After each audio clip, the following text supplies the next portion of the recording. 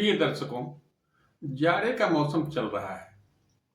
इस मौसम में बहुत से ऐसे लोग हैं जो लापरवाही के साथ अपने मकान से बाहर जाते हैं या यात्रा करने के लिए निकल जाते हैं। बहुत से बच्चों को देखा गया है कि बहुत कम कपड़े पहन करके वो राइडिंग पे निकल जाते हैं।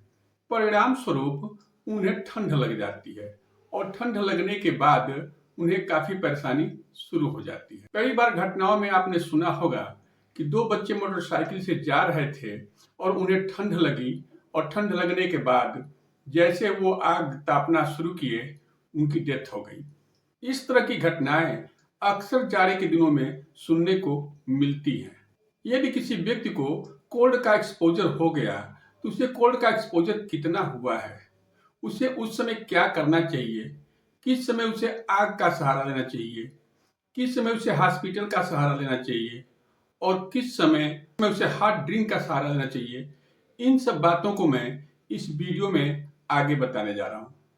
यदि किसी व्यक्ति को कोल्ड से एक्सपोजर हो गया है और उसे ठंड लग गई है तो आप कैसे पता करेंगे कि वो व्यक्ति नॉर्मल है या एबनॉर्मल है। उसका ट्रीटमेंट घर पे हो सकता है कि उसे जल्द से जल्द हॉस्पिटल ले जाने की आवश्यकता है। यदि किसी व्यक्ति को कोल्ड से एक्सपोजर हो गया है और ये एक्सपोजर माइल्ड टाइप का है, यानी ये एक्सपोजर माइल्ड है, उस समय उस पेशेंट में सबसे पहले ये फील होगा कि उसे ठंड लग रही है।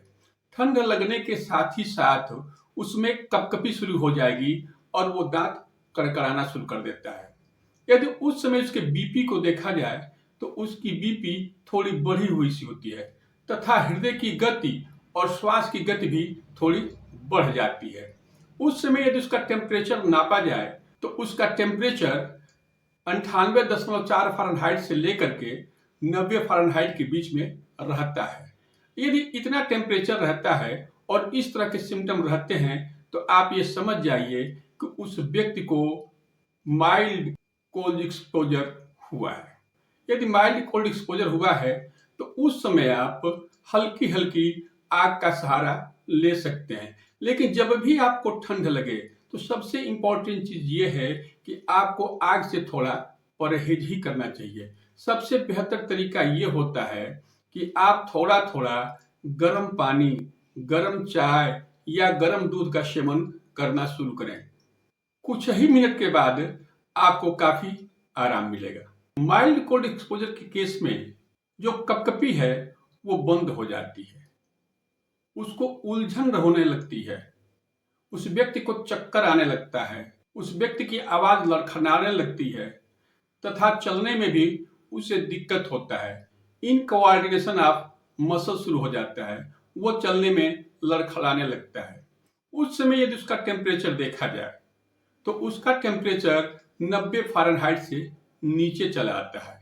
माइल्ड एक्सपोजर के केस में आपने देखा कि उसकी बीपी थोड़ी बढ़ी हुई रहती है, लेकिन मॉडरेट के केस में उसकी बीपी अब धीरे धीरे डाउन होने लगती है, पल्स जो है स्लो होने लगता है, हृदय की गति धीमी होने लगती है और सांस चलने की रफ्तार भी कम होने लगती है।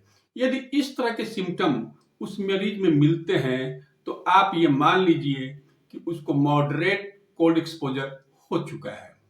ऐसे केस में उसे कोशिश ये करनी चाहिए कि जल्द से जल्द हॉस्पिटल पहुंच जाए और यदि उसे वार्म ड्रिंक मिल जाए तो उसे थोड़े थोड़े देर पे लेते रहना चाहिए। ऐसे केस में आप कभी भी आग तापने की गलती न करें, क्योंकि जैसे ही आप आग तापना शुरू करेंगे आपकी बॉडी का बाहरी टेम्परेचर बढ़ जाएगा, इसके कारण ब्लड सप्लाई अंदर की तुलना में बाहरी सतह पे ज्यादा हो जाएगा और इस कारण आपको हाइपोटेंशन हो जाएगा, बीपी बहुत ही नीचे गिर जाएगी और साथ ही साथ हार्ट अरेस्ट के चांसेस बढ़ जाते हैं।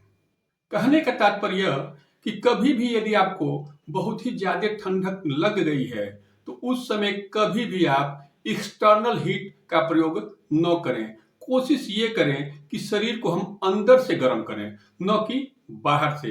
यदि आप बाहर से गर्म करते हैं तो उसमें खतरे बढ़ जाते हैं। यदि किसी व्यक्ति में सीवियर कोल्ड एक्सपोजर हो गया है तो वैसे व्यक्ति को जैसे ही आप टच करेंगे तो उसकी बॉडी जो है आइसी कोल्ड फील होती है।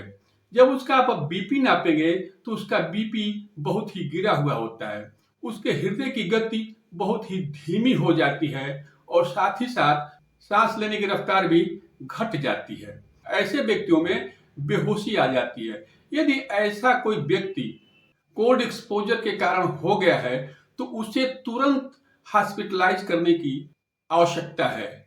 ऐसे व्यक्तियों में कभी भी हार्ट अरेस्ट हो सकता है और उसकी डेथ हो सकती है। वीडियो के अंत में मैं कुछ होम्योपैथिक दवाओं को बताने जा रहा हूं। यदि ये दवा आपको किसी भी तरह से मिल जाए, यदि इन दवाओं का प्रयोग आप डायरेक्टली टंग पे 15-15 मिनट के अंतराल पे करें तो संभव है कि आपकी जान बच जाए। इसमें सबसे पहली दवा एकोनाइट 30 और दूसरी दवा कार्बोवेज 30। तो इन दोनों दवाओं को आप 15-15 मिनट के इंटरवल पे लेना शुरू कर दें। यदि उस व्यक्ति में एक्सपोजर के कारण चक्कर आना शुरू हो गया है, भ्रम की स्थिति पैदा हो रही है, चलने में उसे दिक्कत हो रही है, उसकी बॉडी लड़खड़ा रही है और लग रहा है कि वो बेहोशी की हालत में चला जाएगा, ऐसे पेशेंट में यदि हेलोडर्मा 30 नाम की दवा का प्रयोग किया जाए तो इसका बहुत ही ज्यादा लाभ होता है।